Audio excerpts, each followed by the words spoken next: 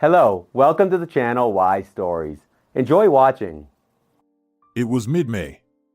The weather was too hot for spring. The first thunderstorms had already passed, and the sun was scorching mercilessly, but it had no effect on the golf course. Here, the grass was thick and green, and the whole landscape looked more like a toy playground than a real field. Small plains intertwined with numerous hollows and hills.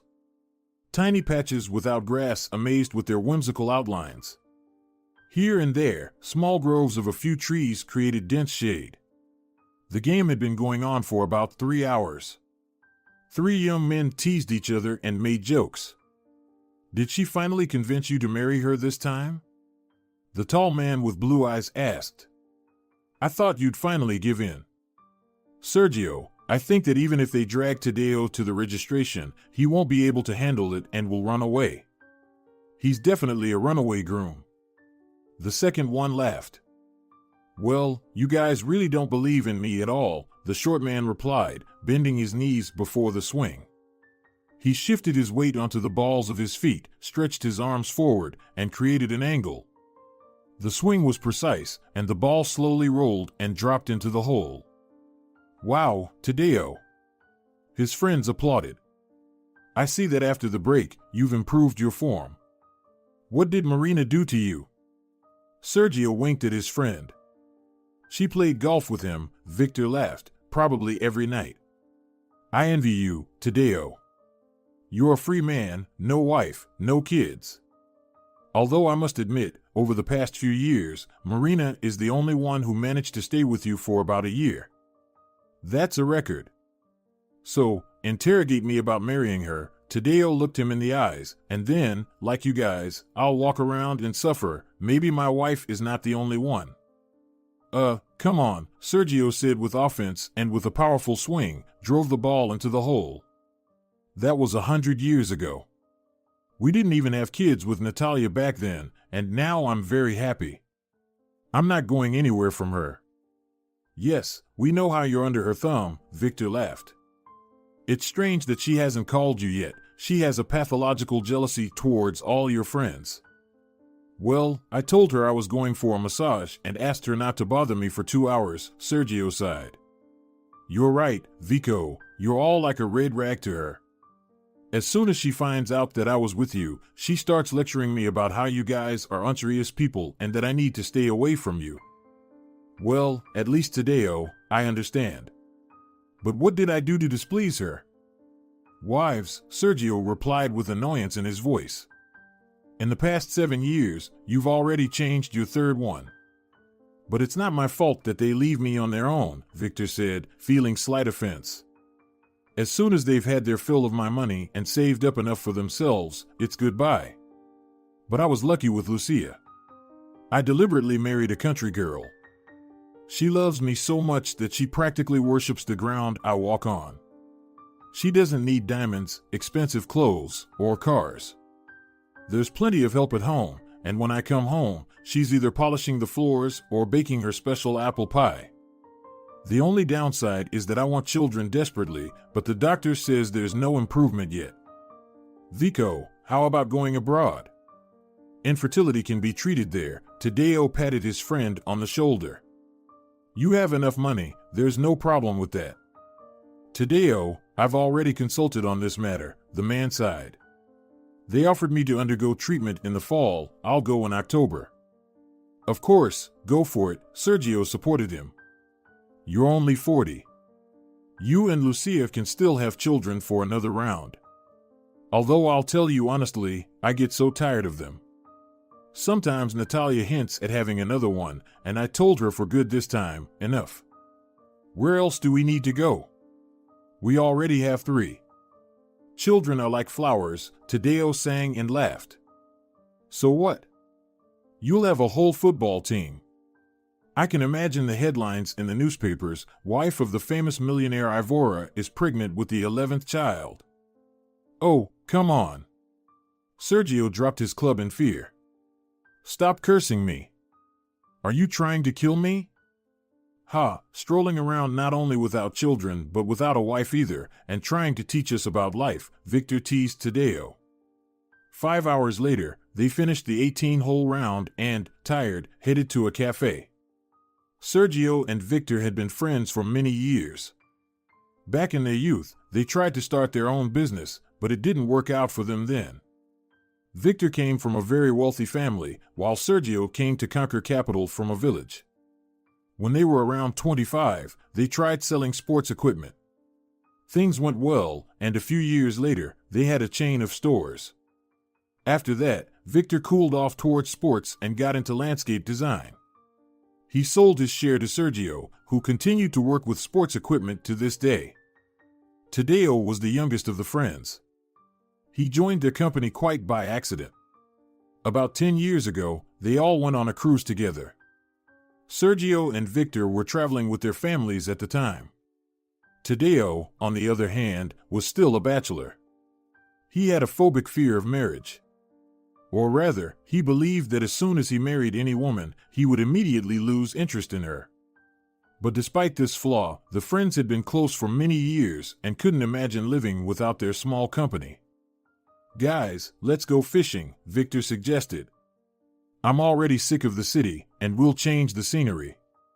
The season on the East Coast is opening soon." "If it's not for long, I'm in," Sergio supported his friend and looked at Tadeo. "Why are you all looking at me like that?" He got angry. "Here we go again. I'm ruining our friendship. What a scoundrel I am." "Yes, that's exactly it," Victor laughed. "You're our eternal provocateur. So, what do you have in mind this time?" "Well, I met a girl," the man began and stopped. "No." "Again?" His friends exclaimed in unison. "Tadeo, how many times? You already have a whole collection." "What about Marina?" "Well, Marina is something different, but I must consider other options too," he arrogantly declared. "And anyway, you won't understand me. You've already found your soulmates, and I'm going crazy here. So, to prevent that from happening, we're flying to East Coast in June." Victor looked at him sternly. "All right, you've convinced me," Tadeo said reluctantly. "You won't leave me alone now, will you?" He grumbled to himself.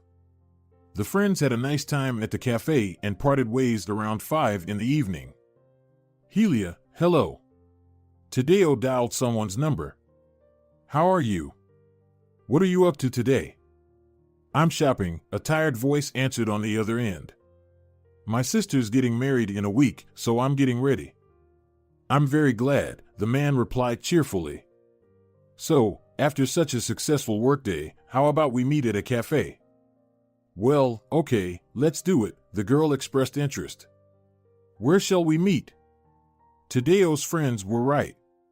He had a whole collection of girls for every occasion. Marina was currently considered the leading contender for the role of a wife. Helia, the girl he had recently met, still had an air of mystery around her, which made her seem so attractive. Ida was the only one left from his old flames. They were more like friends, but occasionally they managed to have an interesting romantic evening. There were 3 other girls, but he only dated them when he was in a special mood. In reality, Tadeo himself didn't know how many girls he had had in his life. At first, he thought he might be a playboy of some sort, but over time, he realized it wasn't the case. Tadeo could be loyal and faithful, but he just hadn't met the right woman yet, which is why he kept searching. And lately, he had begun to understand Victor. There were many fortune hunters after his wealth, including Marina. And the man was well aware of it. Deep down in his heart, he envied his friends and really wanted both a family and children, but there were no suitable women around him. Tadeo was only 35, so he wasn't giving up. At 6, he was ready, got into his car, and headed to meet Helia. "I'm so glad to see you," the girl's eyes sparkled. "I'm sorry, I've been busy these past few days, so we couldn't meet." "It's okay.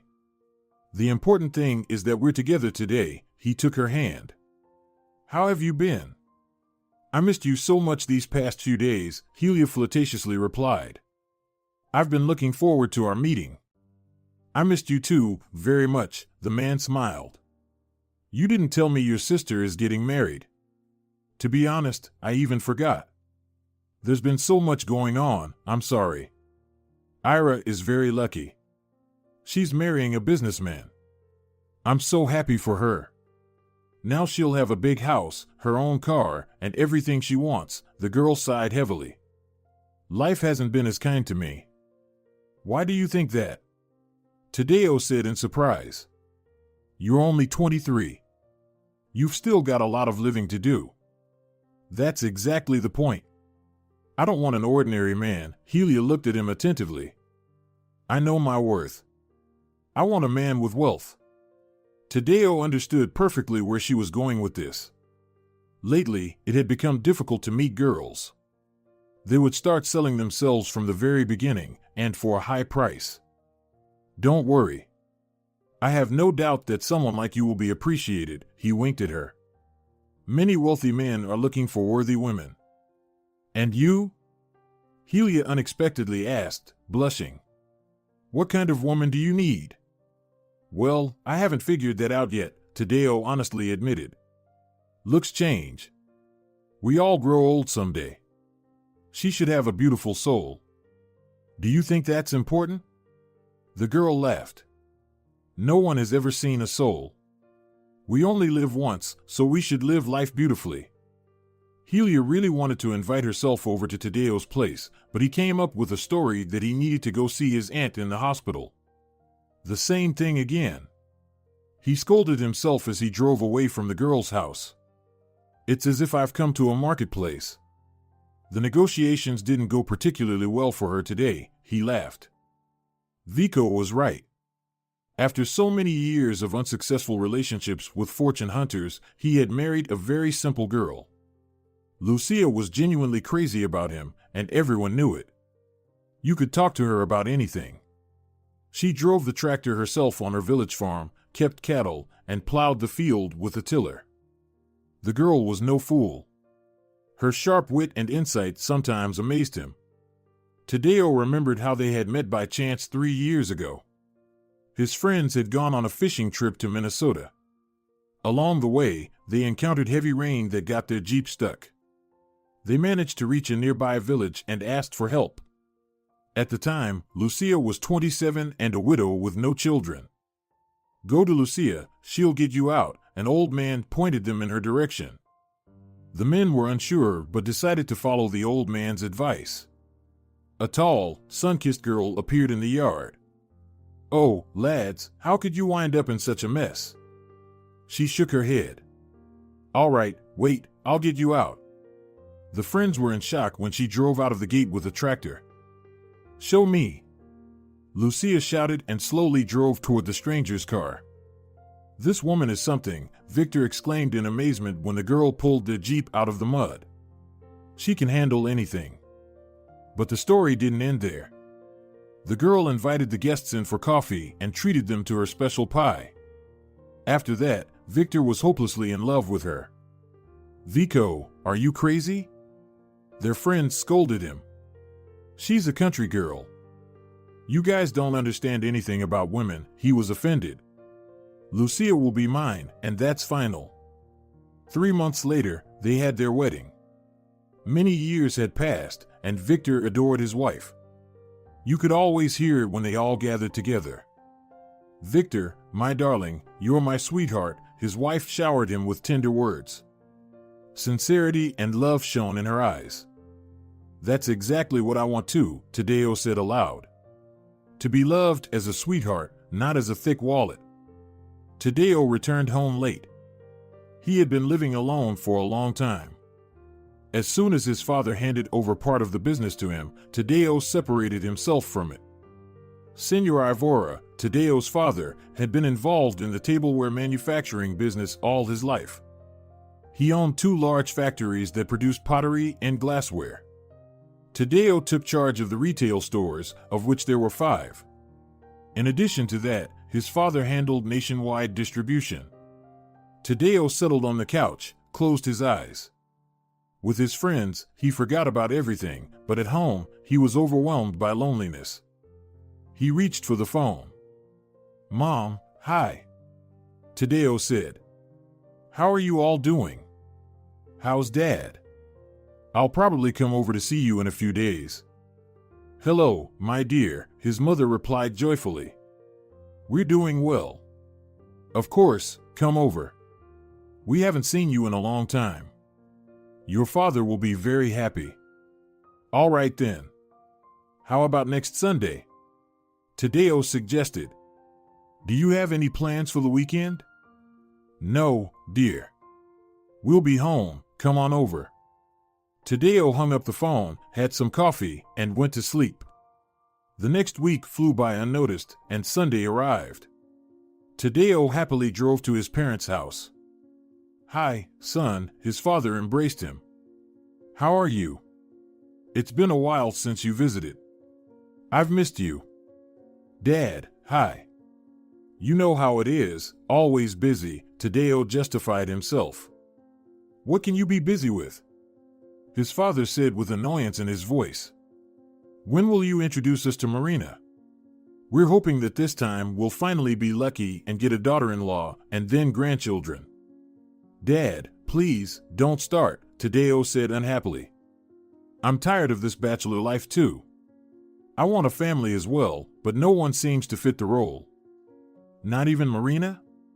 His mother asked in surprise. It seemed like things were serious between you two. Not even her, his son sighed. I'm not entirely sure about her. Mom, you married Dad when he had nothing, and they all want everything handed to them on a silver platter. Can you really love someone like that? You're right about that, son, Senor Ivora sighed. Your mother went through so much with me. At the beginning, nothing was going well at all. And the debts we had. You can't even imagine. That's exactly what I'm talking about, Tadeo scratched his head. And what if I lose everything tomorrow or get sick? Will that be the end of love? Tadeo, why don't you meet someone online? Senora Ivora suggested. Maybe you'll have better luck there. Mom, do you know what kind of ads are out there? He laughed. Looking for a man for a serious relationship and starting a family without bad habits, and he should be well off. Willing to relocate to your area. What's that all about? Well, they might as well just say it in plain words. I'll marry a wealthy man without any problems. He has to provide for me. I won't work, but I'll spend his money. That would be more honest. But they want to sell themselves while also having demands on their future husband. And not a single word about who they are. Yes, and not a word about love, his mother said sadly. No romance, just pragmatic calculation. All right, let's go. I'll show you something, his father said mysteriously and took his son by the hand. They walked into the garden and headed towards a large lawn. It was clear that some work had been done there. Wow. You have mini golf now, his son laughed. I really like it. Many years ago, Senor Ivora tried golf for the first time, and it was love at first swing, so to speak. He passed this love on to his son, and his son, in turn, infected his friends with it. Tadeo's father already had a large golf course, but he wanted a small practice area at home for perfecting his strokes. I really like this curve here, his son pointed to some small hills. You can get an interesting shot here. Yes, I've tried it already, his father agreed. I want to practice the most difficult shots from different angles so that I can use that skill on the main course in any situation. We'll come to your place to play golf sometime, Tadeo said. We prefer playing at your place with the guys rather than at the club. You're welcome, his father happily agreed. I'd be happy to join you. On that day, the parents and their son talked a lot, discussed health matters, and future plans. Then they had a swim in the pool. The water was already warm. Well, Mom, Dad, it was really nice to see you. Tadeo hugged his parents goodbye. You have a good life here, he sighed. Son, if you want, you can move in with us, his father offered for the umpteenth time. It would be more fun for us. Dad, thanks, but I've gotten so used to my solitude that I don't think I could live with anyone anymore, Tadeo honestly replied. I love you very much, but I've become so accustomed to it that I'm afraid I just couldn't handle it anymore. Well, all right, Sonora Ivora agreed. If you ever feel overwhelmed, we'll be here waiting for you. Tadeo jumped into his car and headed home. It was already getting dark. He had some work to do tomorrow, and he planned to go to the office, but the weather was so nice that he decided to drive around a bit more. Tadeo drove around the outskirts and parked his car in a square. People were walking back and forth, and the youth were out for a stroll. He walked around a bit and headed towards the crowd. What's happening there? He thought with curiosity. Probably some street musician playing. He was approaching, but there was still no music to be heard. After a few steps, he heard someone's voice. It seemed like a child's voice. He pushed through the crowd and saw a little girl. She looked to be about 10 years old. Her eyes were half closed as she loudly recited something. Is she reciting someone else's poems or something? Tadeo thought and listened closely. I don't recognize these. Maybe they're from modern authors? The little girl recited another poem, and the crowd applauded her. Someone from the crowd approached and tossed some coins into the box in front of the child. Wonderful poems, remarked some elderly man. Bravo! The girl blushed and lowered her head. She was dressed in an old sweater and dirty pants. Her hair was braided in two pigtails that looked like they hadn't been washed in a while. She thanked everyone, felt for the box with her hands, picked up a stick, and walked away. Is she homeless? Crossed Tadeo's mind. Although she seems to be going somewhere.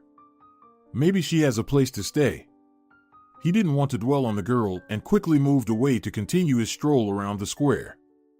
Tadeo was almost back to his car when his phone rang. Hi, my love. Marina's voice rang out. Are we not going to meet today? Marina, hello, he said wearily. Let's meet tomorrow. I've had a busy day, and I need to be at work early tomorrow morning. Tadeo, I've missed you so much, she pouted. It seems like you're always busy with something, and you have no time for me.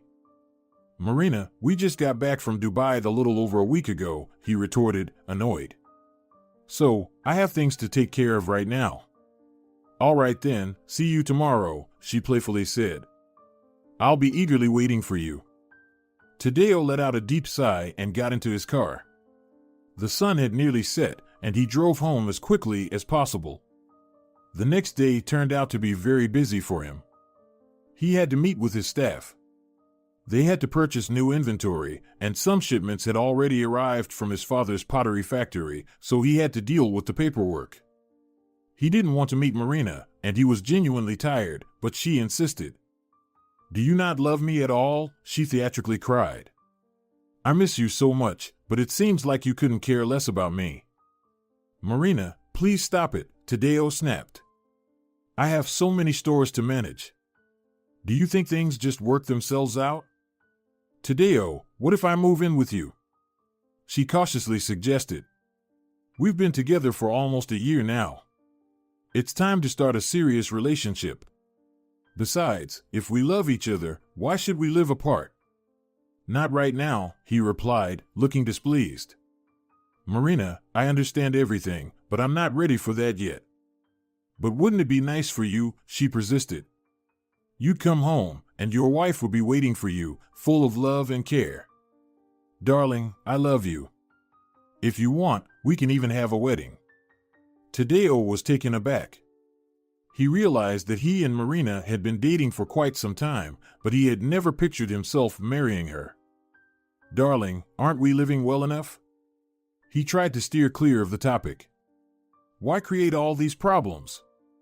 As soon as you move in with me, unnecessary troubles will start, and you don't want to part with me, do you?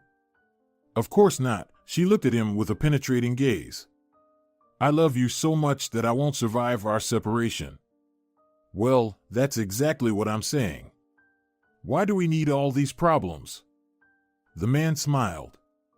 Let's leave everything as it is. Well, Tadeo, I want to be sure of your serious intentions. Marina got angry. Choose whether you marry me or I leave. The woman stood up demonstratively. I'm sorry, but I can't do that right now, Tadeo replied. Why all this drama? Marina turned and left. The man sat in the cafe for a while longer and called the waiter. He didn't like this whole situation. He realized that he was lying to himself and to Marina. Maybe this will be better for both me and her? He sighed and left the cafe. He had gotten used to Marina, and he felt sorry to part with her, but he no longer wanted to continue this game. How about taking a train next time? Tadeo suggested when they met with friends again.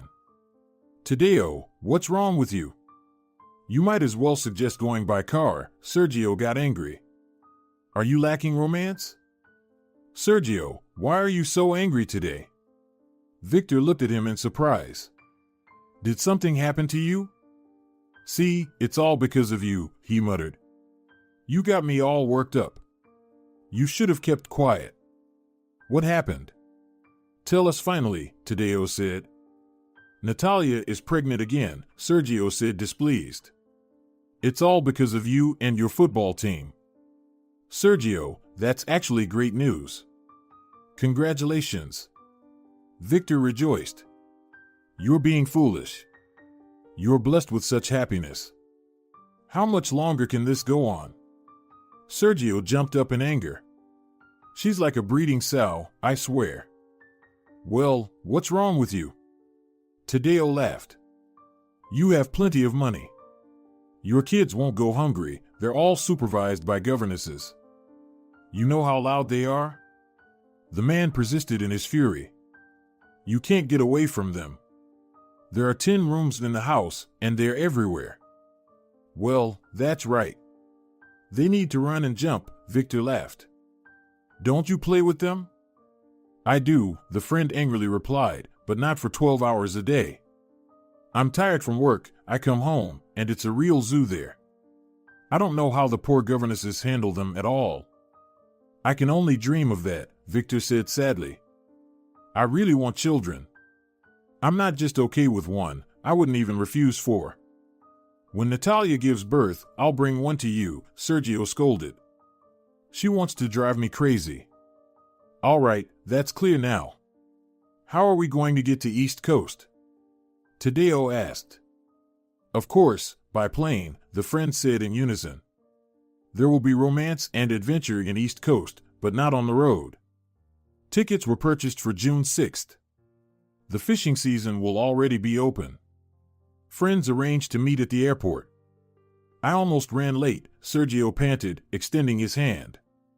Hello, friends. So, what did they tell you? That Natalia is expecting twins? Tadeo laughed. Tadeo, shut your mouth, scolded his friend. Every time you open it, everything comes true. I'll definitely hang myself then. Did Natalia not let you go fishing? Victor laughed. Or did she start having morning sickness? Yes, the man was angry. She suddenly wanted. Lord, I even forgot what that thing is called. Well, what do they usually want? Probably herring or oranges, Victor chuckled. No, not mine. She wanted artichokes, he said angrily. She's never eaten them in her life, never even seen them, and now bring me some, and that's it. I ran around the stores like a fool. They almost pointed their finger at their temple at me, and she's having a tantrum, crying, can't calm down. Well, it definitely means there will be twins, Tadeo tried to sound serious. Artichokes are always a sign of twins, he couldn't hold back and burst into loud laughter. Be quiet. Sergio yelled at him. If there really are twins, I'll leave them at your doorstep. They'll have an adoptive father. Tadeo, I suggest we share, Victor intervened. Let's figure it out between the two of us. They laughed so hard that they almost burst their stomachs. Finally, a boarding announcement was heard, and an hour and 20 minutes later, they were already in East Coast. I barely had time to close my eyes, Victor said, and we're already here. That's why I love East Coast. You can come here for just one day. The friends planned to go fishing on the lake and then head to the river. If it weren't for these mosquitoes, Sergio complained, I would have run away from my Natalia here. But now it doesn't matter, whether she eats me at home or they eat me here, there's no difference. But you'll die a hero, Tadeo laughed. We'll give you a posthumous star with the inscription, Honor and Glory to the Father of Many. All over my dead body, the man angrily retorted. I'm going to hook you right now. I assure you, I'm so nasty that not even the fish will bite me, Victor joked. No, we'll have to come up with something more cunning for you, Sergio grumbled. I'll strip you naked and tie you to a tree. You'll make an excellent treat for the mosquitoes. Nothing will work with you, my friend, the man replied. You forgot that all women are crazy about me? By the way, only female mosquitoes bite, but they'll be kissing me. Yeah, wait. They'll devour you with all your insides, Victor laughed. So your flirting won't work with these. The friends spent 3 unforgettable days. Sergio was mainly lucky with perch. Victor caught a huge catfish, and Tadeo had a full net of smelts. They grilled the catfish on the spot and decided to pickle the perch and smelts. After golf and beer, this will be such a treat. Victor rejoiced like a child. They had 1 more day left. They were flying out the next evening. It was already late when Tadeo's phone rang. Tadeo, why didn't you call me all this time? Marina said through tears. Well, you said it yourself, we're done, the man replied in astonishment. I can't live without you, she cried. I love you. Can we meet now? Well, I'm not at home, actually, he replied calmly. We're on a fishing trip in East Coast. When will you be back? Marina asked hopefully. Please, come to me right away. We're flying back tomorrow evening, Tadeo replied. Let's meet the day after tomorrow. Tadeo hung up the phone, and his friends looked at him attentively. Finally, Victor couldn't hold back. Probably, all this time she was counting your millions and realized that she shouldn't let go of such a golden fish, he sighed. It's the same story with you, my friend, Victor said with annoyance. At first, I thought it was just bad luck with Ida, my first wife, but when Anna turned out to be exactly the same, I started to wonder. So when I married Rose for the penultimate time, it was just hope, which, of course, didn't pan out. Are they all like that? Tadeo exclaimed angrily. There must be Natalius and Lucius somewhere. Why is it that I'm so unlucky? Tadeo, calm down, Sergio patted his shoulder. Your happiness will come when the time is right. Maybe it will be a woman you never even thought of. But when you fall in love with her, you won't want to live without her. Do such women even exist? He whispered. I really want to love like that, but I can't seem to do it. Maybe I just can't love at all. Come on, that's nonsense, Sergio reassured his friend. You're surrounded by nobody but hunters. They don't need you. Look at ordinary women around you. You know, I don't even believe in that. I think even a little girl, take her, for example, around 10 years old, will already dream of marrying a rich prince on a white horse. Give money to any of them, and they'll spend it all right away, only to ask for more later. I disagree with you, Victor argued. Not all girls and women are the same. Want to bet on it? Tadeo jumped up. I'll find someone, even the most ordinary or the poorest. Anyway, she'll spend all the money right away. Let's do it, Sergio extended his hand. How much money do you want to bet? Let it be a 200,000, Tadeo's eyes gleamed. If I win, you'll give me a new car, and if I lose, then you'll get married in the same month, Victor suggested. Well, do you agree? Okay, the man laughed.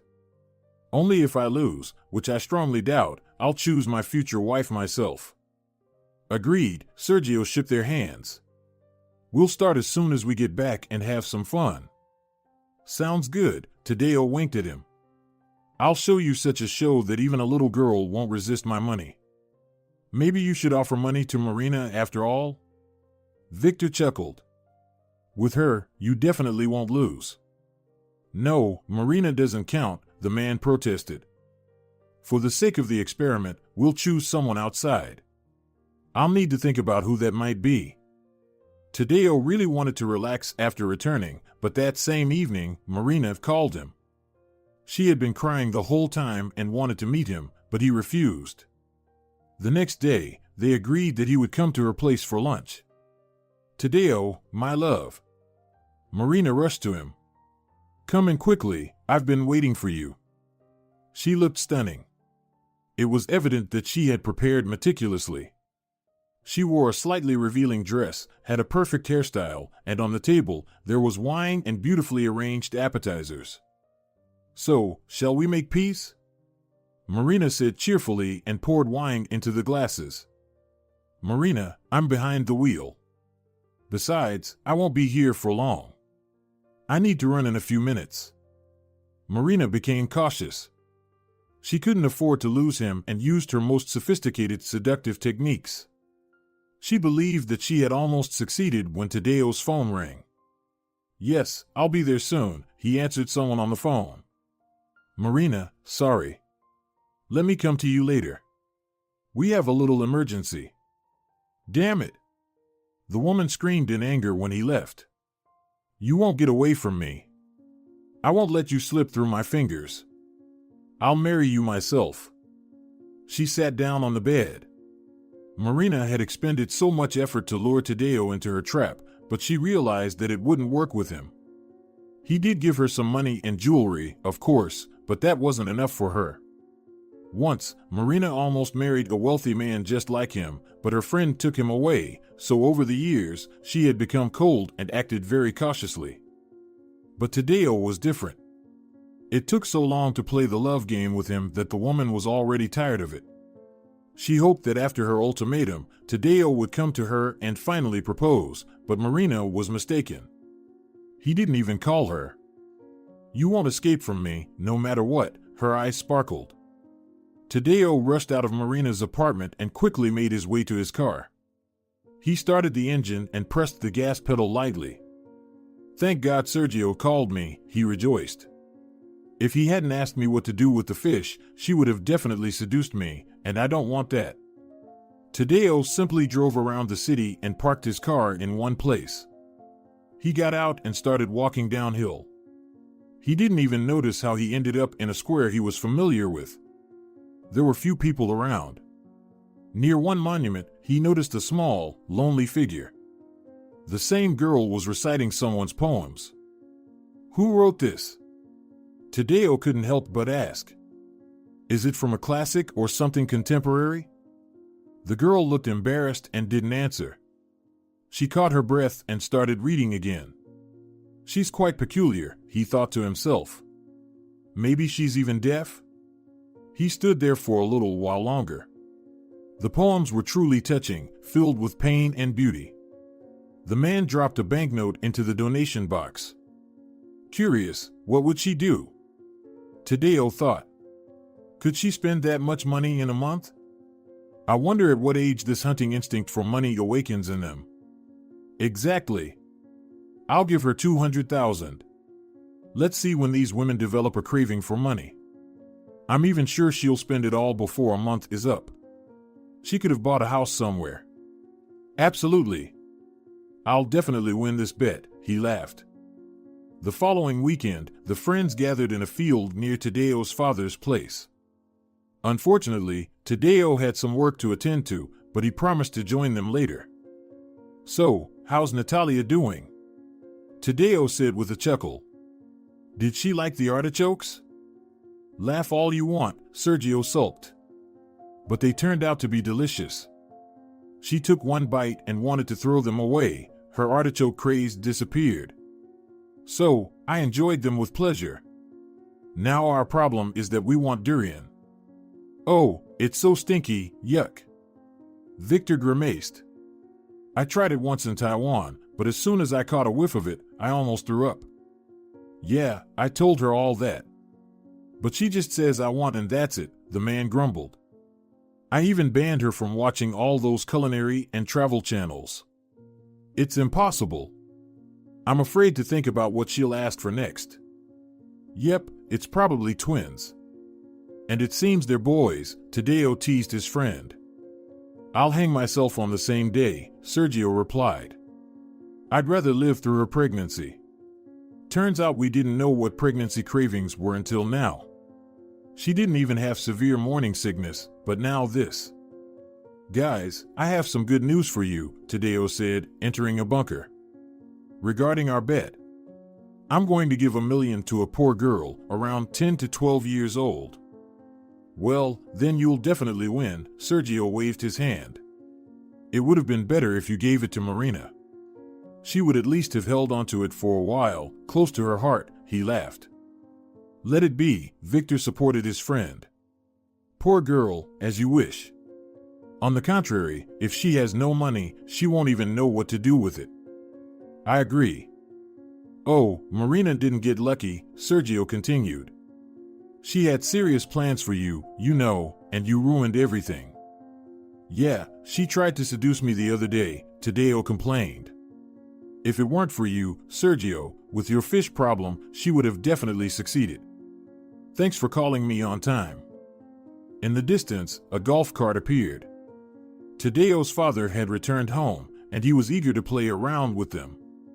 Victor was currently leading, with the fewest points today. They had a little way to go, so Senor Ivora waited for them in the shade of some low trees, and then they played another round, but this time, all four of them played together. So, gentlemen, Tadeo's father said, are we placing bets, or are we just playing for fun? How about betting on dried fish? Sergio suggested. If you win, we'll give you ours. I salted it with so much love. And if you lose, then you treat us to sturgeon with beer. 1 against 3? You guys are not holding back, he laughed. Well, okay, I agree. Gentlemen only, ladies forbidden. Did I decode the word golf correctly? Yes. The men exclaimed in unison, and the showdown between them began. The sun was setting as the round neared its end. Tadeo's father was winning. Senor Ivora, that's not fair, Sergio complained. The three of us can't beat you. You probably have some sensors there that only respond to you. Yep, just admit that you're feeling sorry for your fish, he laughed and adjusted his cap. Well, this last shot is dedicated to my beloved perch and smelt. And you owe me beer. Despite losing the bet, the friends returned home in high spirits. Everyone had a good time. How are you going to give her the money? Sergio asked curiously as they got out of the car. Yeah, the child might think you're some kind of scammer, Victor said worriedly. We need to find a way to approach her, not just hand her a bag full of money out in the open. Well, I'll tell her I want to help her, Tadeo calmly replied, that I've been listening to her poems for a long time and I like them. Let's approach her together first, and then we'll decide, he suggested and got out of the car. It was Sunday, and people were strolling around. Giving a young girl a large sum of money in broad daylight was risky, so the friends decided to first assess the situation and then decide on their next steps. They slowly made their way towards the monument. Several people were already gathered, listening attentively to the girl. The men watched for a while. Her poems are really good, Sergio whispered. Probably from some classic. Her voice is powerful, it gives me goosebumps, Victor agreed. The young girl recited a few more poems and then stopped. Someone clapped and, thanking her, dropped some money into the collection box. The girl took a sip of water and rested for a moment. Well, this won't work, Victor finally said. We need to catch her in the evening. Also, we can't hand her a bag full of money in front of people.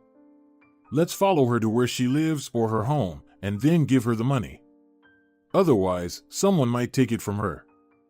Yeah, that's true, Tadeo scratched his head. So what do we do now, stand here until evening? She left around 8 last time, and it's only 6 now. Well, we'll wait, Sergio sighed. A bet is a bet. And I really don't want to go home. There, Natalia with her tantrums, and the kids screaming. Let's go to a cafe for now, Tadeo suggested, and return here around 7. She'll still be here. The men left the girl and went to a cafe nearby on the square. Over a cup of coffee, they reminisced about how they had met and laughed about funny stories from their lives. It was almost 7 when they returned to the car. Everything would have been fine, but there was no one around the monument. Damn it! Tadeo cursed. The girl left earlier today. What do we do now? If only she knew what happiness awaits her, she'd wait here for us until morning, he said arrogantly. Maybe it's still Marina? Sergio sighed. She certainly won't refuse. Oh, forget about her, the friend cursed. She has everything already, an apartment, a car. She just doesn't want to work. She wants to live all-inclusive. I'd rather help this child. The friends decided to try their luck again the next day. They were already on the square around 6. This time they parked the car closer. The men got out and listened to the girl recite poems for about half an hour. Then she picked up her box and, feeling for her stick, headed somewhere. Let's follow her, Victor whispered. Just be careful, blind people have excellent hearing. They cautiously followed the girl. It seemed like she suspected something. At the end of the street, she stopped and turned to them. Who are you? What do you want? She asked with alarm in her voice. Why are you following me? Damn it! I warned you, Victor hissed. Don't be afraid, girl. We won't harm you. We want to help you. We were just afraid to give you the money on the square because there are too many people around, he explained. The men approached the girl. She was trembling with fear and clutched her box to her chest. Please, don't touch me, she cried. If you want, take the money. We don't want anything from you, Sergio reassured the girl. We wanted to give you the money ourselves. We want to help you. There's just too much of it, and we didn't want anyone to notice. Take this, Tadeo handed her a bag of money. Just be careful. Hide it at home. It'll be enough for food and clothes. We are wealthy people, so it's nothing for us. The little beggar nervously fumbled with her hands.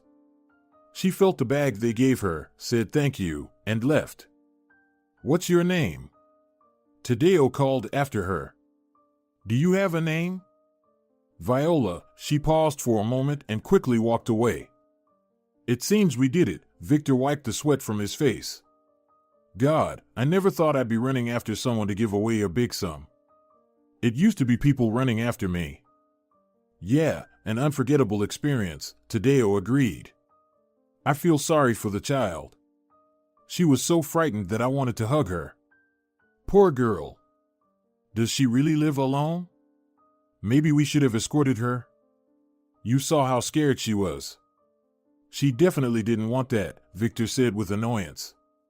My heart ached for her. We live without problems, without need, but she doesn't even have enough for bread. The friends returned home without much of a mood. On one hand, they felt like they had done a good deed. On the other, they realized that this wasn't just a game. The girl looked so miserable that their compassion was awakened, and they couldn't shake off the feeling for a long time. Guys, I want to track her down, Tadeo suddenly said. And what if gypsies are making her beg, or she has some kind of mad father? It's not just about my money, I'm worried about the child now. Yeah. Who knows where she lives and with whom, his friend supported him. Maybe she's not even from around here. Maybe some stepfather is forcing her. I think you're right, Sergio said. And at the same time, you might find out if they're keeping her here illegally, and the girl actually has a home, she was just kidnapped from there. For several days, Tadeo couldn't get Viola out of his mind. He had been busy at work during these days, but he decided to approach the girl again tomorrow. He hoped to see that she was alive. Maybe she took the money with her parents, and they've already left, Tadeo thought. On one hand, he was afraid that his money would only make things worse for the child. On the other hand, he hoped that the money would help the child and her family. Victor and Sergio were also eagerly awaiting the continuation of the story. Tadeo couldn't hold back and told his father everything. Well done, son, he heard in the receiver. But it would be much better if you did it from the heart, not because you had a bet. Right now, the child is being treated as a bargaining chip. I know it looks that way from the outside, sighed his son, but I'm genuinely concerned about this child. I worry about this girl. Tomorrow, I want to see what happened to her. Maybe I can find out where she lives. Then I can make sure if what I did helped. All right, son, his father replied. Do what you think is necessary. Okay, let's go to sleep. Good night, Christina said, stroking the child's hand. The girl closed her eyes, and tears streamed from them. She understood that she should be happy because spring had come, and now it would be easier for them, but unlike Viola, Christina was an adult, so she understood that someday winter would come again, and they would freeze from the cold. The girl remembered her mother and father. Christina, come on, hurry up, her father urged her. Or you'll be late for school. Christina finished her breakfast without enthusiasm, took her backpack, and slowly walked to the car. If only I didn't have to go to school, then, she said with annoyance. I would spend the whole day writing poems. At the age of 8, a young genius awakened in Christina, and she tirelessly wrote something all the time. At first, her parents didn't attach much importance to it, but one day when her mother was cleaning her room and found her diary, she was shocked. Leandro, you have to read this, she said in amazement. This is simply amazing. Her husband took the notebook in his hands and started reading. His eyes widened more and more. Finally, he stopped and looked at his wife. Irma, she's talented, he said. How can a child write such poems? When Christina turned 15, she was already a laureate of many awards. Her parents didn't stand in her way. They did everything they could to allow her to develop in poetry. Christina was happy.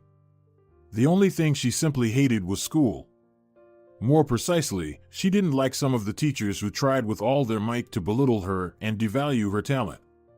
Christina entered the capital's Literary Institute. She was in her 3rd year when all this happened.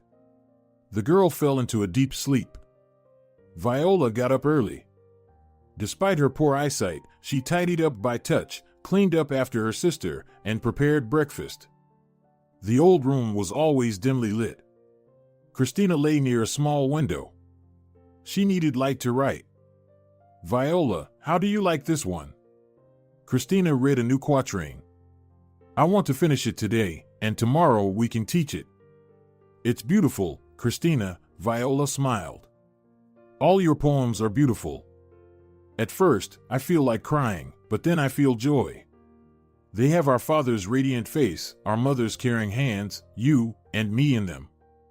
They had tea with bread, and after cleaning everything up, Viola left her dwelling. If Viola could see, she would be horrified by where they lived. It was an old, dilapidated house. Its residents had left it 7 years ago. Since then, nothing had changed here. Viola and Christina lived in the basement. First, it was safe there. Secondly, there was a heating main passing through here, so it was slightly warmer in winter. The small window also gave Christina the opportunity to work. Surprisingly, a long time ago, they discovered that the outlet, which had some technical purpose, was working. So since then, they always had hot tea. One day, Viola found a kettle on the garbage heap. Well, she didn't know what it was and brought it to show Christina. The girl was very happy because it worked. It was their 2nd winter. After this incident, things got a little better for them. The girl took her stick and slowly walked to the square. Many people liked her poems and how she recited them. She and Christina had already saved enough money for an apartment, but because of Viola's vision problems, her money was often stolen.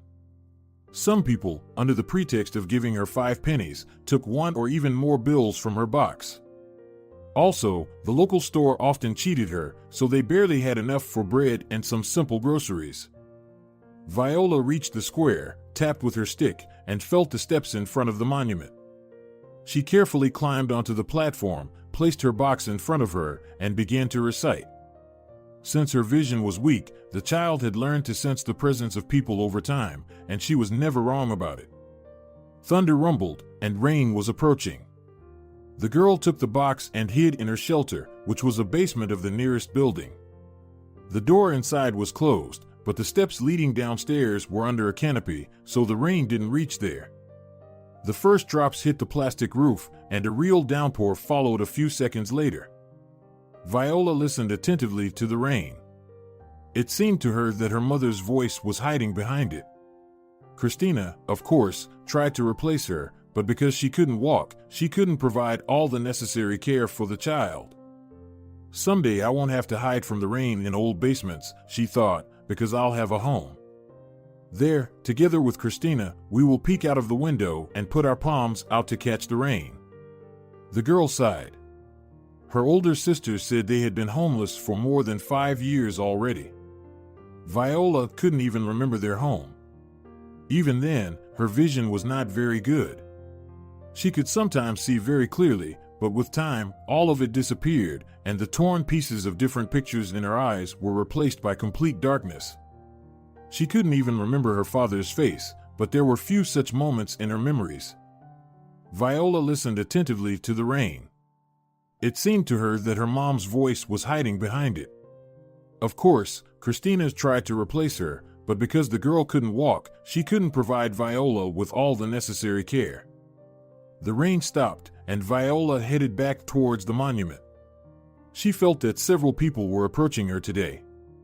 Someone put a piece of paper in her pocket. "Please, I need bread, for sausages, and cookies." She handed the money to the saleswoman at the end of her workday. "Here you go," an elderly woman handed her the groceries. She quickly tucked a 100 note into her pocket. "Will there be change?" The child extended her hand. "There's not enough here as it is." "I gave you the sausages at my expense," the saleswoman said insincerely. The girl thanked her and left. She was already nearing home when a heavy rain started again. Viola got soaking wet. She changed into some rags and took out her clothes and some of Christina's belongings under the rain. That's how they did their laundry. After the rain, Viola rubbed the clothes a bit, squeezed them, and hung them on some rope. "Well, let's eat," the girl rejoiced. "Today I brought sausages." They had a good dinner, and the child started to learn new poems. And again, night came to their dwelling. Today, Viola didn't feel like talking, and she quickly fell asleep. Christina opened her eyes. During the day, she rarely thought about her parents. She often felt inspired during this time, and she wrote. But when night fell, she suffered greatly from loneliness, from what had happened to them. "I don't know if this is due to birth trauma or a doctor's mistake," the doctor answered when a man asked him why Viola had vision problems. "Unfortunately, the only way to fix this is through surgery." "I agree," her father rejoiced. "I'll pay for the operation, just help her see normally." "It's not that simple, Senor Diestro. It will take at least 5 years, the doctor said, looking at him. "We can't perform the operation earlier." 5 years? Her father exclaimed in shock. "Oh my God. So we have to wait for over 3 more years?" Due to complicated childbirth, Viola had poor vision from birth. After his wife's death, Leandro devoted all his time and attention to his daughters. In general, Senor Diestro was a very compassionate person. Despite a difficult childhood, the boy grew up to be kind. He never knew his father, but as long as he could remember, his mother constantly drank. When Leandro was a teenager, his only dream was to help his mother quit drinking. Back then, he didn't understand that it was simply impossible. One day, a man came to their house. The teenager immediately sensed that he was drunk. He introduced himself as his mother's new husband and stayed in their house. A few days later, Evelina, his stepfather's daughter, appeared in their house. She was a withdrawn and secretive girl, but she often set up Leandro, and her father would beat him. "She's your sister," his stepfather yelled, and from his drunkenness, the boy almost lost consciousness. "She's a girl. You should always yield to her." So he lived, unwanted by anyone. And when he turned 16, his stepfather drowned in the lake while he was too drunk. His mother continued to drink incessantly. In a strange way, she became close to Evelina, calling her daughter. She didn't even acknowledge Leandro. The girl was a couple of years older than him. When she turned 18, she ran away with some married man from the neighborhood. Leandro's mother grieved deeply. At first, she even quit drinking, but one day, while he was working the night shift, she got so drunk that she left a cigarette unattended. Everything burned down, even their old barn. The young man struggled for a long time, living, one could say, under the open sky, but he was taken in by a neighbor, Uncle David. He took Leandro as his own and loved him like a son. Several years later, Christina's father went to the capital for work, and he stayed there. Uncle David had a daughter, Julia, whom Leandro loved very much. A few years later, he married her, and she moved in with him. Leandro turned out to be a clever young man. He started as an assistant to a household appliance repairman, then mastered electronics and opened his own small business. A few years later, they bought a house in the nearby area. At that time, Christina was already going to school. They lived modestly, but not poorly. They had everything they needed. To the great surprise of her parents, the girl's talent emerged at a very young age, and they encouraged it in every way. When she was 14, to Senor Diestro's joy, Julia became pregnant again. It was an event they had been eagerly anticipating for a long time. Christina dedicated poems to her younger sister. She wrote about her all the time. "How I wish I could turn back time," Christina whispered through tears. "Mom, Dad, I love you so much." At some point, she promised her already deceased parents that she would take care of Viola, and she kept her word as best as she could. It rained again at night, and the girl finally fell asleep. She often had the same dream. She stood on some bridge, with no one around. Suddenly, someone called her. The girl turned around and saw her parents coming towards her. "Christina, stop it," her mother wiped away her tears. "Unfortunately, we can't stay with you for now, but you won't be alone. We'll send our good friends to help you." "Mom, please don't leave us." The girl cried as her parents began to disappear. "I love you so much." "Your love will come back to you, my dear," her father's voice sounded. "I know he's a good man. I've already told him about you." "Dad, who?" Christina ran after the ghosts. "Who is he?" The girl woke up, wiping the sweat from her face. Christina had seen this dream so many times, but every time, she still felt very strong emotions. "Viola," she said, "have you gotten up already?" "Viola, my dear?" "I'm here, Christina," a child's voice was heard. "I decided to clean up while you're still asleep. I'll make tea now." "Viola, I beg you," her sister said, "if you feel rain, hide immediately. Maybe you'll stay at home today? Let's take a day off." "Christina, don't worry, I'm fine," she felt her sister's hand. "I'll rest in the fall and winter, but for now, the weather is good, and I need to work." Despite her age, Viola was more pragmatic than her older sister. She didn't hope for a miracle much. She understood that if they could raise enough money for the operation, no matter who it was for, her or Christina, they would finally be able to leave this place. It was her most cherished dream. The girl touched the clothes she had hung out. They were still damp from the night rain. "Christina, I'm going," the child shouted and tapped the wall with her stick. Today was Sunday, and Viola had a good day. She felt people standing next to her. Someone kept approaching and dropping coins into her box. By lunchtime, it was very hot, and people dispersed. The girl sat at the foot of the monuments. Suddenly, she felt something soft. "Donut, is that you?" Viola said and petted the homeless dog. She scratched him behind the ears and felt his tail, which was like a coil. It was because of his tail, which resembled a bagel, that the girl called the dog Donut. "Haven't seen you in a while, right?" she asked, feeling the dog's paws in her hands. "Were you busy?" Donut happily barked in response, saying, "Yes." Then he began to place his paws on the girl's hands and nuzzle her face. The girl lovingly stroked him. "You're such a hard worker." The girl laughed. "Always busy, weren't you? Probably running around with your friends in the dumps, huh?" The dog twirled around Viola a bit more, barked, and then ran off. Donut never asked her for treats.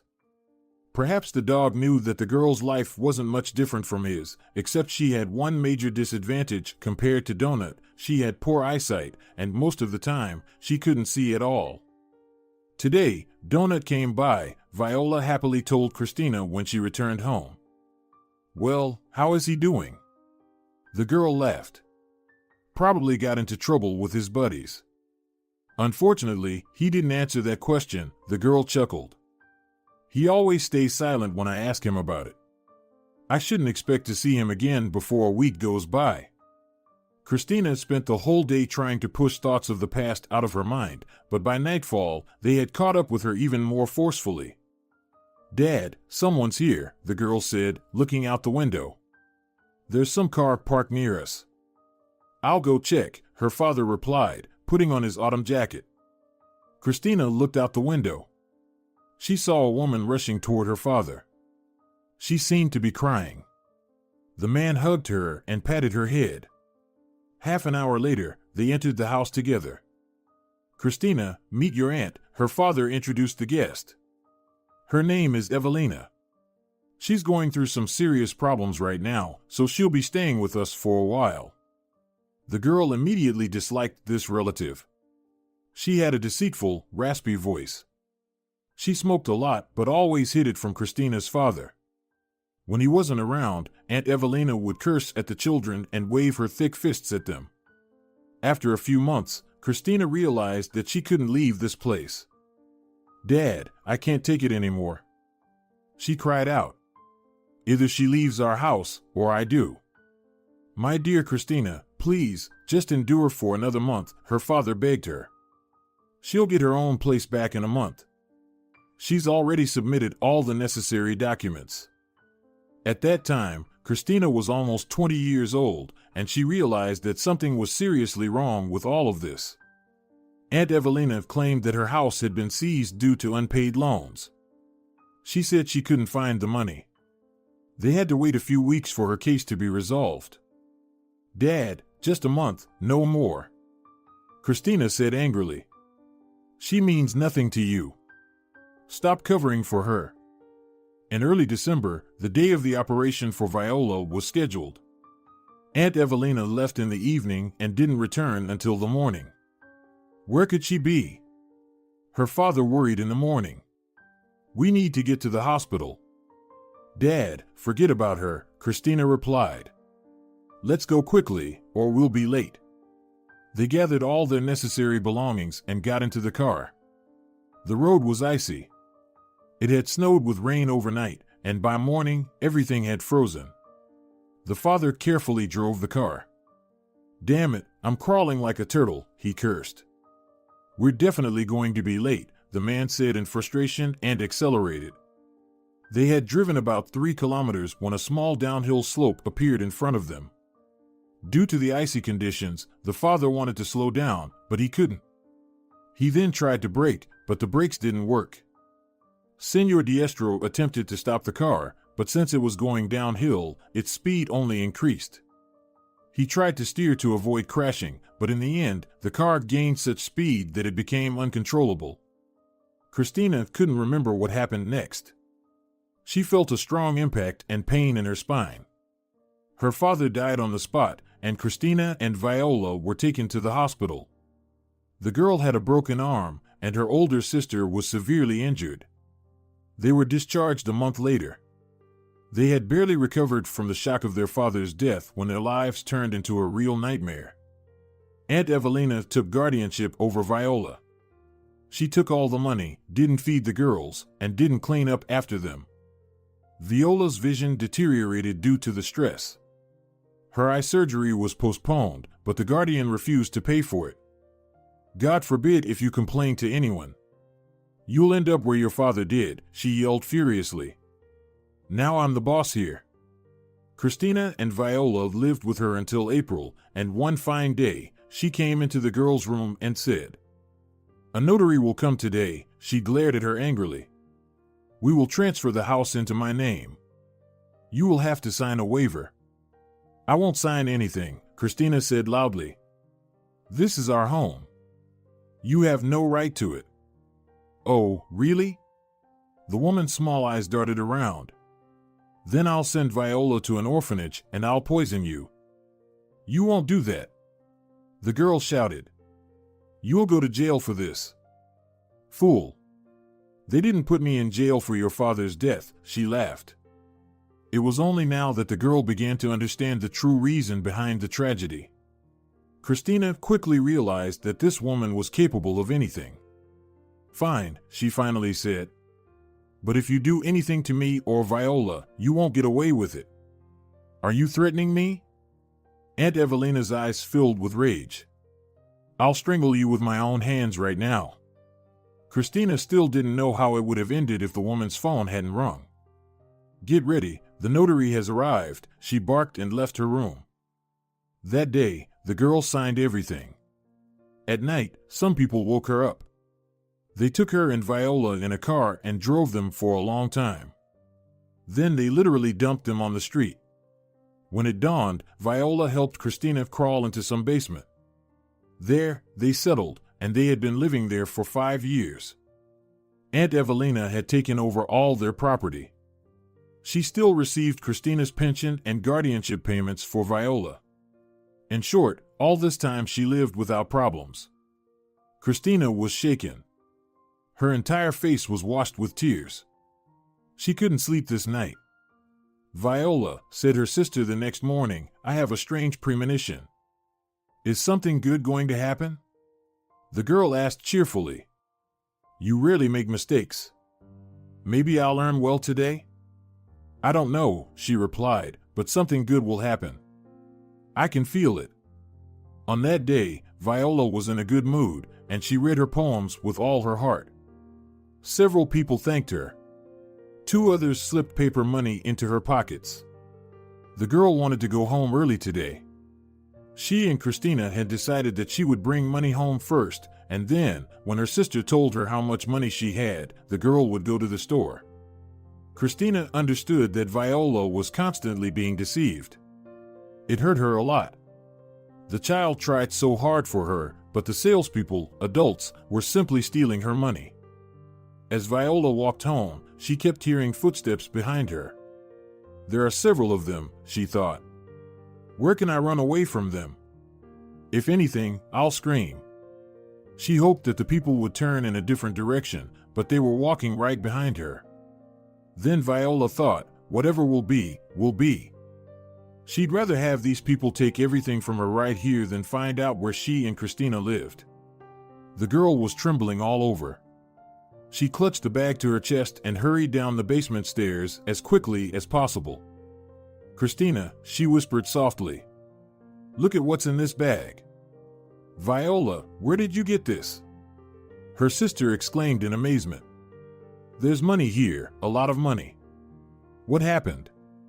Today, some people were following me, the child said, her voice trembling with fear.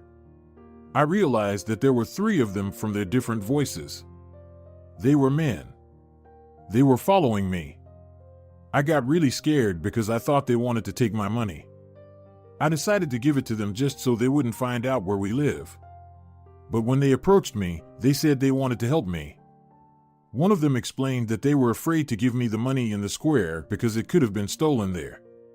The men apologized for scaring me, gave me this bag, and left. They didn't ask for anything in return, did they? Her sister worriedly inquired. Maybe they said something? Nothing, Viola replied shortly. What should we do now?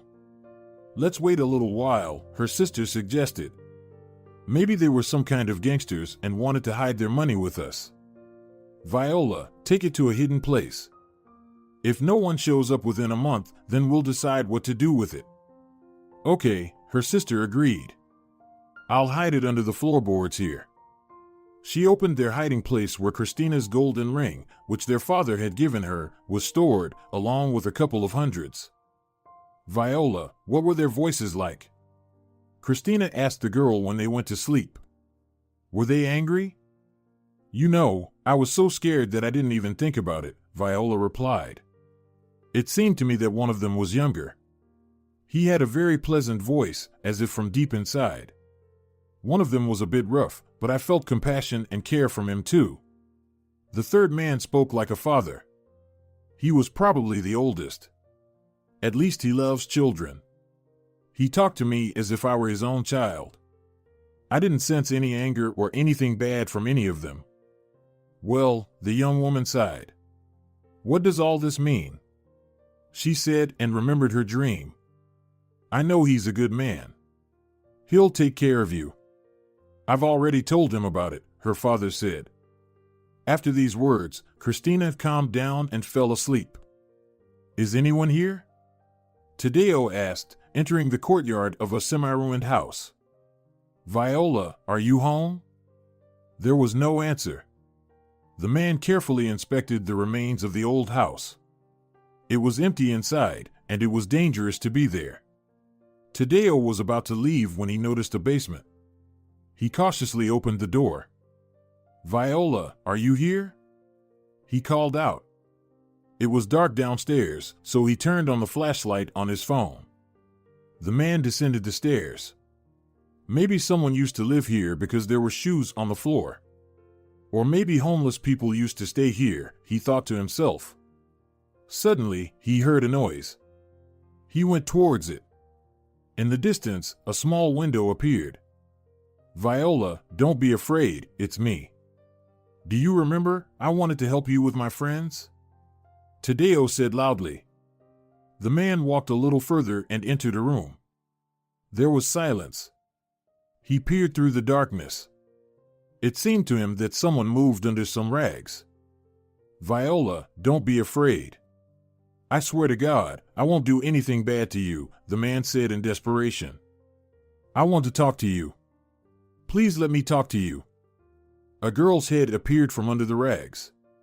She had a frightened face. Who are you? The stranger asked in amazement. Sorry, I'm looking for Viola. Do you know where she is? What do you want from us? The girl said through tears. How did you find us? Do you know her? The man exclaimed with joy.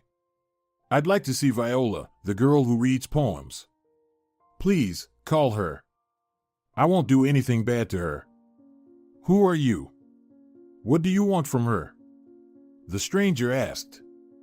Why do you need her? You see, a few days ago, I and my friends gave her some money, Tadeo began. But I didn't think that maybe she's being held here against her will. Perhaps gypsies stole her, and they are taking the money from her. I don't mind the money I gave, but I wanted to help the child. You know. Tell me, does she have any relatives? You can take your money back, we don't need it, the girl said proudly. But you won't see Viola. Leave us alone. Okay, I'll leave. But please tell me, why are you here? Is someone keeping you here against your will? The man said with concern. No, the stranger replied shortly. Please, don't come here. Tadeo turned around and walked out of the basement. He was so shocked by what he had seen that he could barely make it to his car. Who is this woman or girl, he thought, is she a relative or a mother? How do they even live there? Tears streamed down his cheeks. Tadeo had never been sentimental, but what he had seen squeezed his heart so much that tears flowed from his eyes. All right, I need to calm down. I feel like this isn't the end of it. I'll come back here. For several days, the man regained his composure. He felt drawn to both the girl and the woman. He was eager to find out what had happened to them. 3 days later, Tadeo went to the square. Viola, hello. It's me, he gently said.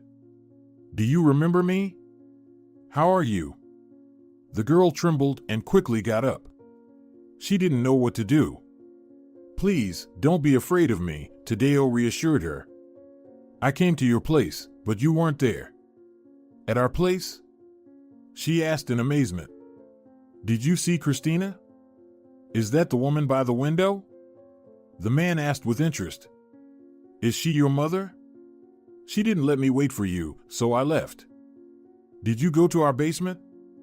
The girl couldn't believe it. Do you know where we live now? Viola, I'm sorry, but I've been following you, he admitted. But I don't want anything from you. I want to help you. What happened to you? Our parents died, and we were kicked out of our house. The girl lowered her head. So, that woman is your sister? Tadeo was surprised. She looks much older than you. Christina is almost 15 years older than me, she calmly replied. What do you want from us? We don't need your money. We haven't even touched it. You mean you haven't spent a single penny of it? He was amazed. Viola shook her head in denial. It was clear that the girl was telling the truth. Well, that's something. Tadeo wiped his face. I'm just in shock. We don't need your money, she replied. We'll manage on our own. Viola, it's not about the money at all, he said. I just don't know how to help you. Then take your money back, the girl suddenly said, and we can be friends. Tadeo was not prepared for such a turn of events. He was simply amazed. To be friends, you don't need unnecessary money, Viola added. Besides, then you won't be able to lie. I agree, the man finally said. For the sake of our friendship, I'm willing to take back my money, but you must give me your word. What kind of word? The child wondered. Do you want me to do something? If we're friends now, allow me to visit you, he said with tenderness, and occasionally give you small gifts. The girl burst into cheerful laughter. Now she felt like it wasn't her who was a little girl, but a little boy stood in front of her. It's a deal, she said, extending her hand. Now we're friends, and we'll strictly fulfill our commitments. Viola happily returned home. She heard her friend walking beside her. They had agreed that today Tadeo would take back his money. Viola, let me get something for a snack, Tadeo asked the girl. She nodded cheerfully. They entered a local store, and an elderly woman appeared behind the counter. Seeing the girl accompanied by a respectable man, the saleswoman straightened up. Good day, what can I do for you? She said joyfully. You must be this girl's relative? I often help her, she couldn't stop talking. If anything, come by. We're always happy to see you. She's acting strange today, the child said in surprise. She never even greeted me. At first, she even kicked me out of the store. Only later did she start serving me. Well, you see what a good friend I am, Tadeo laughed. With me, you won't have any more problems. I'll go in first, Viola requested. I'll explain everything to Christina, and then I'll call you. The girl left, and she was gone for a very long time. Tadeo was about to enter without an invitation, but then the basement door opened, and Viola appeared. Let's go, I told her everything, the girl said contentedly. She's not afraid of you anymore. Tadeo walked into the room he was already familiar with. The girl sat with her back to the window, writing something on an old sheet of paper. Hello, Tadeo said. I'm sorry for coming without an invitation. And if I die today, Christina wrote under her dictation. Just wait a moment. She's inspired now, Viola whispered, so she has to write down her poems. So, it's her poems you read in the square? He exclaimed with enthusiasm. Oh my God. That's hard to believe. Yep, Viola replied quietly and, tapping her stick lightly, walked toward an old table. Hello, the girl suddenly said. Viola told me everything. Take your money. You can even count it if you want. We didn't take anything. Honestly, we don't even know how much was there. You mean you didn't even count it? Tadeo said in shock. There was 200,000 there. How much?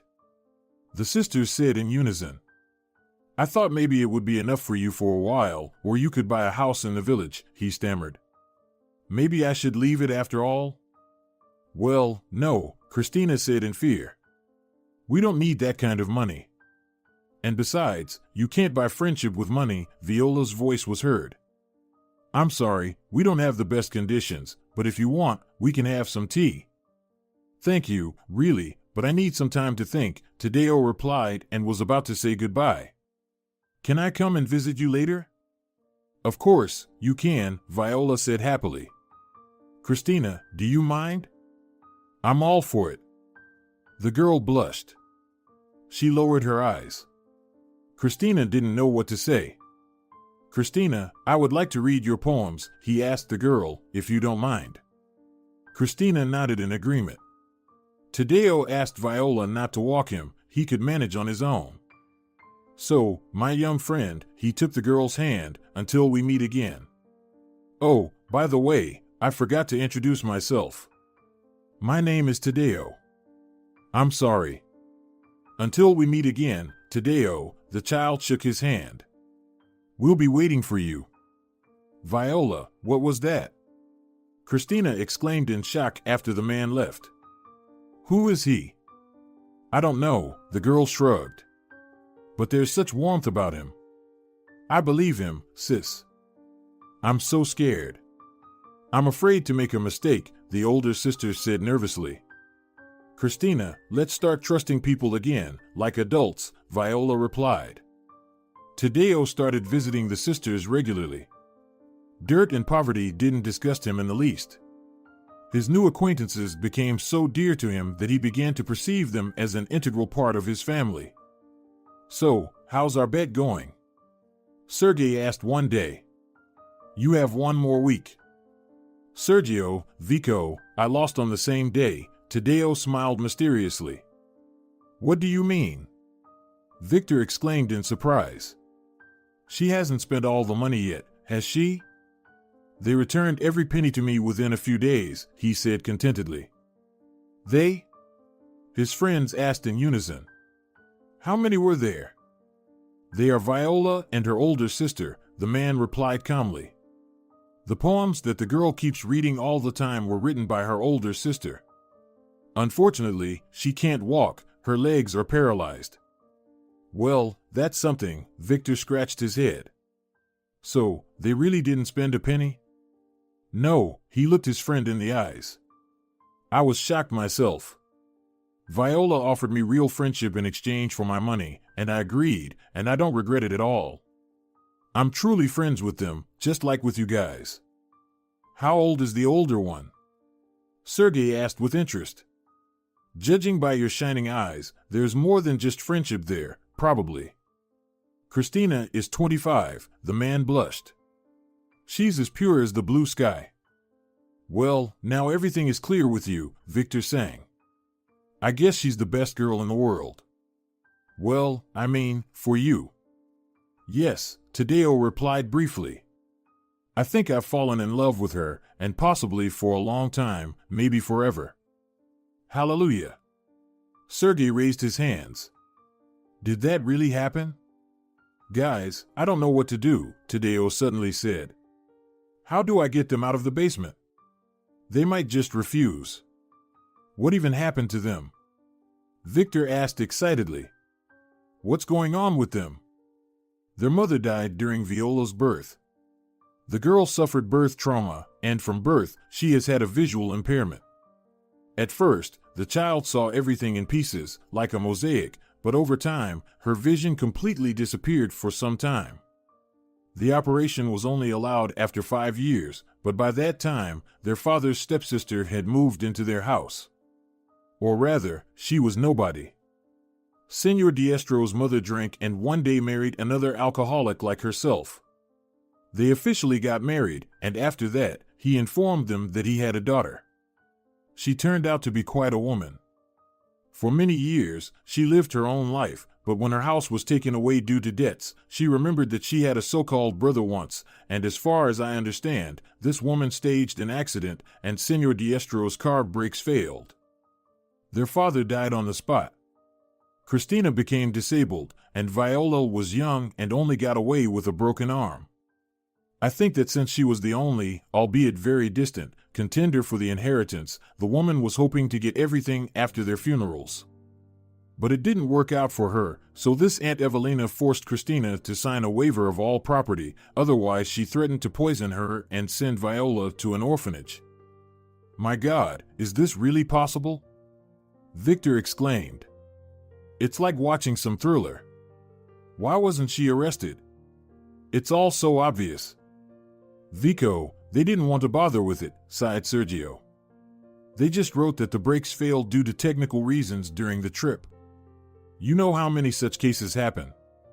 They only investigate when the person is famous, or when there's money involved, or when the relatives keep pressing. So, Tadeo, Vico sighed, we'll get them out. I'll call Senor Montero, a good doctor. Let him take a look at the girls. If they don't want to live with you, we'll rent a simple apartment for them, otherwise they might run away from you. With such women, you need to be careful to bring them back to a normal life.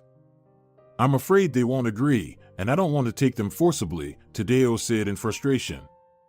I don't know the right way to handle this. Talk to Christina, Victor suggested. Tell her everything as it is. If the girl means something to you too, she'll agree, and from there, you can either rent them an apartment or marry Christina. I lost my bet, the man said calmly. If anyone becomes my wife, it will be her. I want to break up with Marina completely. Honestly, she's been bothering me for a while now. No wonder, losing such a sack of money, Sergio replied angrily. That woman is cunning. Sergio, forget her, his friend waved his hand. I need to think about Viola and Christina. Have you told your father anything yet? Victor asked curiously. What would Senor Ivora say about this? Yes, I talked to him yesterday, Tadeo replied. He's shocked, of course, but he's not against it.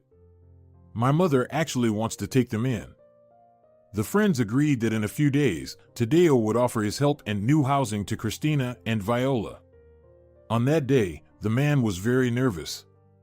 Tadeo. Viola shouted happily upon hearing his voice. You came? Will you visit us today? Christina is so looking forward to seeing you, the child said sincerely. Really? He was surprised. Did she say that to you? Yes, she only talks about you, the girl laughed. Do you know what beautiful poems she wrote about you? This time, Tadeo was very embarrassed. He didn't know how to tell them everything. This time, he lacked the courage, and after spending half an hour there, he left. What an idiot! He scolded himself. Lord, I'm like a little boy. I can't even look at her, and my friends called me an experienced ladies' man. And here I am, turns out I'm a coward. Marina had been watching Tadeo for several days. He didn't seem to be looking around much, so she easily found the old abandoned house he entered. She saw him going into the basement through a hole in the fence.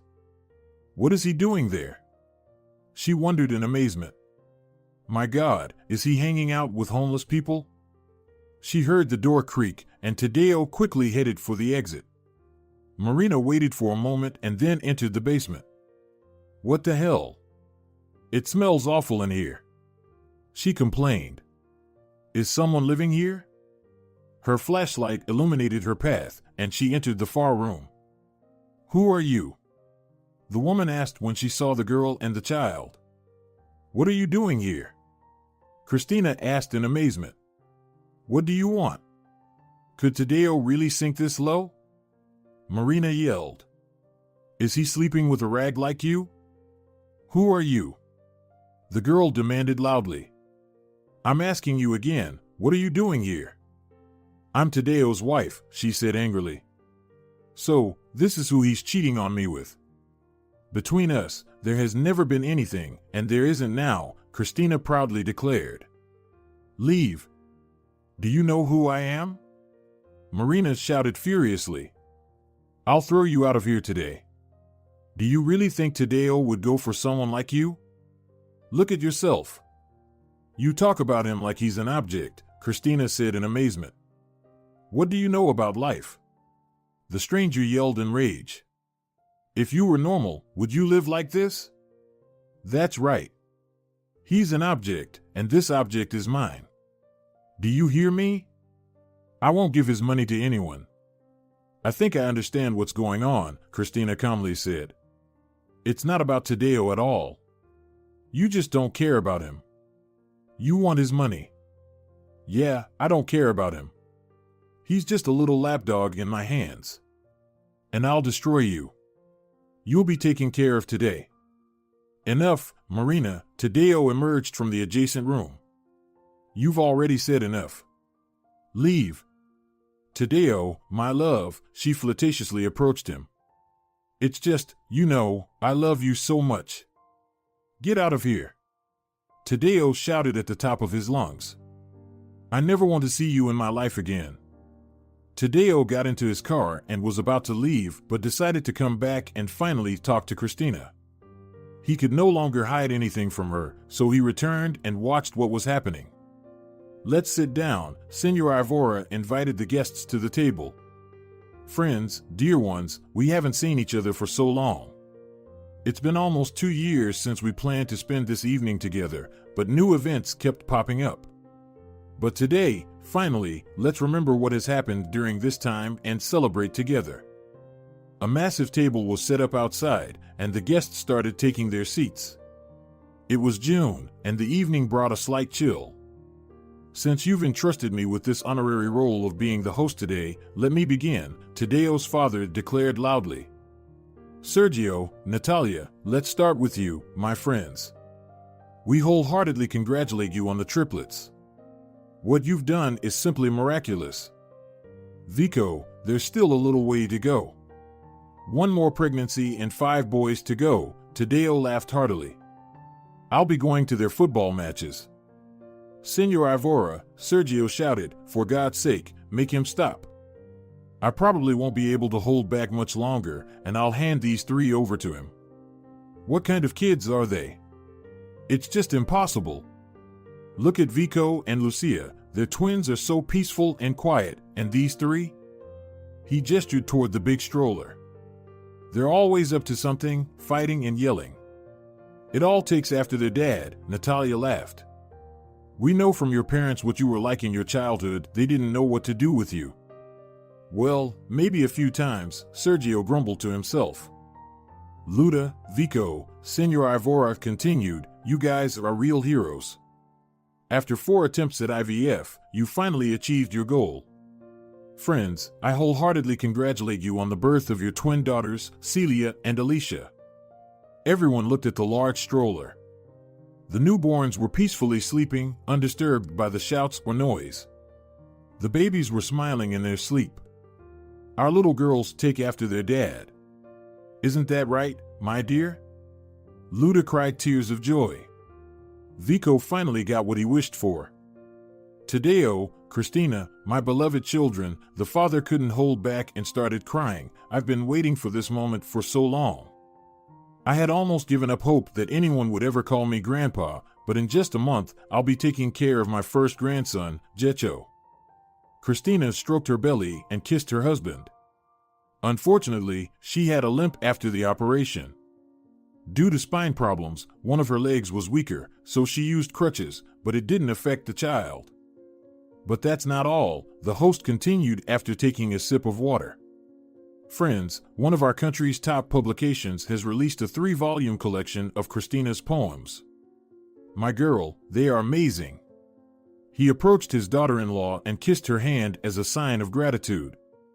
I wrote all the best ones after I met Tadeo, she said. So he's my inspiration and guiding star. And the cherry on top, after a brief pause, Senor Ivora said. Forgive me, I can't help but brag about myself. Viola, my granddaughter, come here. The girl was playing with Sergio's children and quickly ran to her grandpa. So, ladies and gentlemen, allow me to introduce the winner of the all-country junior golf competition, he proudly announced. Viola took second place. She's my hope and joy. I've never met such a clever child. She has beaten me several times already. It's just that Viola not only loves your golf, she adores you even without it, Christina laughed. If only you knew how diligently she prepares for your lessons. Viola's eyesight had been a challenge. She had gone through 3 surgeries. Her vision had been restored, but doctors wanted to monitor her until she was 15 to ensure her complete recovery. Tadeo looked at everyone with happy eyes. He had grown so accustomed to his new life that he couldn't understand how he used to live before. All of this could have never happened, he thought. Because of our stupid bet, my fate was decided. Yes, back then, we looked like arrogant kids who looked down on ordinary people. We thought money solved everything, but I'm so glad I was able to change. Now, I have my long-awaited family, and most importantly, I've learned that I'm capable of truly loving. If you're enjoying it as well, leave a like and subscribe.